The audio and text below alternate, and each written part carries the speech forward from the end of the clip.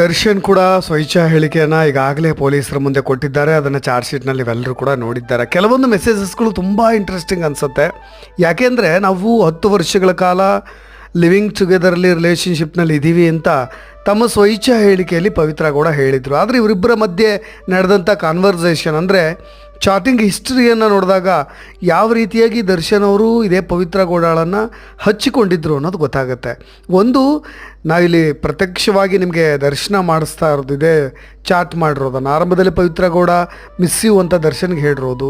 ಯಾವಾಗಲೂ ಕೂಡ ದರ್ಶನ್ ಮುದ್ದು ಹೆಂಡ್ತಿ ಅಂತಾನೆ ಉಲ್ಲೇಖ ಮಾಡ್ತಾ ಇದ್ರಂಥವ್ರ ಹೆಸರನ್ನ. ಪ್ರೀತಿಯಿಂದ ಪೆಟ್ ನೇಮ್ ಇಟ್ಟಿದ್ರು ಏನೋ ಗೊತ್ತಿಲ್ಲ. ದರ್ಶನ್ ರಿಯಾಕ್ಟ್ ಮಾಡಿರೋದು ಲವ್ ಯು ಮುದ್ದು ಹೆಂಡ್ತಿ ಅಂತ. ಪವಿತ್ರ ಗೌಡ ಒಂದು ಹಾರ್ಟ್ ಎಮೋಜಿ ಹಾಕಿದ್ದಾರೆ. ಜೊತೆಗೆ ಪವಿತ್ರ ಗೌಡ ಮತ್ತೆ ಮೆಸೇಜ್ ಮಾಡ್ತಾರೆ, without you I am zero ಅಂತ. ನೀನು ಇಲ್ಲದೆ ಇದ್ದರೆ ನಾನು ಶೂನ್ಯ, ಝೀರೋ ಅಂತ.